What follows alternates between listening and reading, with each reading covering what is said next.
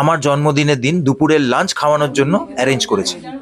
So এই lunch 33 জনের জন্য খরচা পড়েছে অ্যারাউন্ড 7,000 রুপিস। সেটা আপনাদেরকে শেয়ার করছি এই জন্যই বিকজ হয়তো এই অ্যাক্টিভিটিটা বা এই কাজটা যেটা আপনাদের এই পার্টিকুলার দিনটাকে, আপনাদের এই স্পেশাল ডেটাকে আরো অনেক অনেক বেশি স্পেশাল করে দেবে। আমরা হয়তো জীবনে অনেক পয়সা অপচয় করেছি, নষ্ট করেছি, কিন্তু এই সামান্য 200 টাকারও নিচে পার প্লেট আমাদের কস্টিং আসছে ডাল, বাঁধাকপি, ঝুরঝুরে আলু ভাজা, গরম ভাত আর কাতলা মাছের কালিয়া।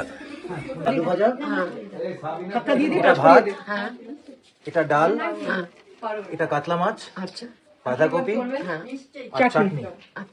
ভালো করে খাবেন, ভালো থাকবেন।